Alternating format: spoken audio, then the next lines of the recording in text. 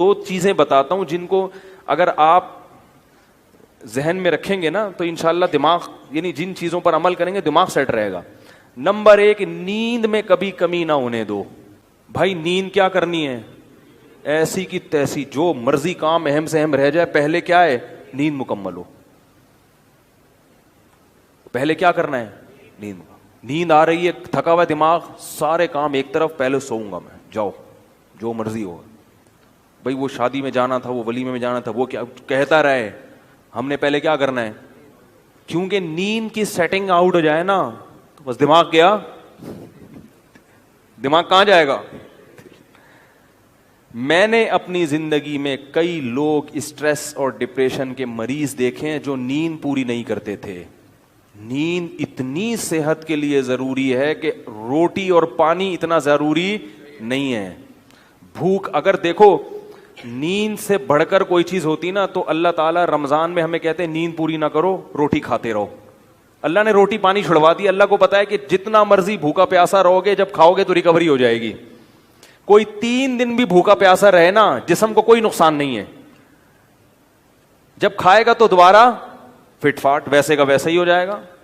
لوگ 1 ہفتہ بھی بھوکا پیاسا رہتے ہیں, کوئی بیماری پیدا نہیں ہوتی. کمزوری ہوتی ہے وقتی, جب کھائیں گے پیئیں گے دوبارہ فریش ہو جائیں گے.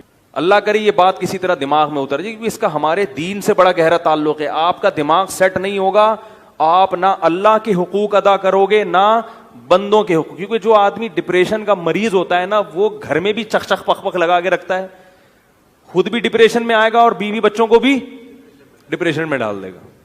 بد اخلاق, نبی صلی اللہ علیہ وسلم نے کیا فرمایا؟ قیامت کے دن سب سے زیادہ میرے قریب وہ ہوگا جس کے اخلاق سب سے اچھے ہوں گے. تو اخلاق کے اچھے ہونے کے لیے چیمبر کا صحیح ہونا ضروری ہے. ٹھیک ہے نا. دیکھو بچوں کی نیند پوری نہیں ہوتی, کیسے چڑچڑے ہوئے ہوتے ہیں, خام خامی چیزیں اٹھا اٹھا کے پھینک رہے ہیں. اور جب بچہ رات کو اچھی طرح سو کے صبح اٹھتا ہے, کیسا خوشی خوشی پھر رہا ہوتا ہے, حالانکہ صبح کے وقت اس نے کوئی اخلاق پر بیان نہیں سنا ہوتا. جب اندر سے سیٹ ہوتا ہے نا انسان تو خود بخود خوش مزاج ہوتا ہے, وہ ہر چیز میں دل لگتا ہے اس. تو اخلاق تو دین کا بہت بڑا حصہ ہے نا.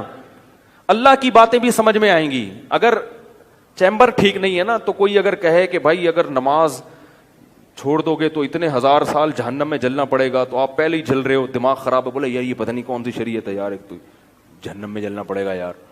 اندر سے نا یہ ایسی ایسی باتیں کرے گا, کیونکہ اندر سے ویسے ہی خوش نہیں ہے, اوپر سے جہنم کی وعیدیں, تو اور اسٹریس میں آ جاتا ہے وہ کہ یار یہ کیا ہوا یار, ایک نماز چھوڑنے میں اتنے یہ کیا ہوا یار. تو بجائے یعنی دین سے بھی دور ہوگا. تو پہلی چیز کیا ہو گئی؟ بولو بھائی, نیند. نیند پوری کرنے کا مطلب یہ نہیں ہے کہ پوستیوں کی طرح سویا کرو, یہ مطلب نہیں ہے. یہ کیا مطلب ہے وہ میں ابھی بتاتا ہوں. دوسری چیز کیا ہے؟ دوسری چیز ہے ٹینشن نہیں لینی. ٹینشن نہیں لینے کا مطلب یہ نہیں ہے کہ آپ کو کبھی ٹینشن ہوگی نہیں. ہے تو دنیا میں کوئی ایسا شخص ہے ہی نہیں جس کے سارے کام صحیح ہو رہے ہوں. اس پر تو ایک مستقل بیان ہے میرا کہ دنیا میں یعنی انسان جو ہے نا ڈپریشن کا علاج کیا ہے. تو میرے 3-4 بیانات ہیں, وہ آپ تفصیل سنیں. میں ابھی مختصر ایک بات بتا رہا ہوں کہ دیکھو دنیا میں ساری چاہتیں کسی کی بھی پوری نہیں ہوتی. یہ تو ہو ہی نہیں سکتا کہ آپ جو چاہیں وہ ہو جائے. لوگ وزیر اعظم بنتے ہیں, جیل میں چلے جاتے ہیں. حقیقت ہے یہ. کہاں کہاں انسان پہنچتا ہے, پھانسی کے پھندوں پہ لٹک جاتے ہیں, اور معلوم نہیں کیا کیا ہوتا ہے. تو ساری چاہتیں نہیں پوری ہونے والی ہیں آپ کی. تو اب حل کیا ہے اس کا کہ بھئی ہر خواہش پوری کرو, یہ تو ہو نہیں سکتا. تو بھائی سمجھوتا کر لو. کیا خیال ہے؟ جب بھی کوئی مصیبت آئے پہلے تو کوشش کرو مصیبت نہ آئے. اپنی حماقتوں ایسی کام نہ کرو جس سے ٹینشن والا معاملہ پیدا ہو. میں نے بتایا تھا نا جمعے کے بیان میں, لڑکیوں سے دوستی لگانا, یہ چیزیں آپ کی ٹینشن میں اضافہ کریں گی, کمی نہیں کریں گی. حقیقت ہے یہ. تو یہ چرس پی رہا ہے, چرسیوں میں اٹھ رہا بیٹھ رہا ہے, چرس پینے سے ٹینشن بڑھتی ہے, کم نہیں ہوتی. جب نہیں ملے گی تو پاگل ہوگا نا.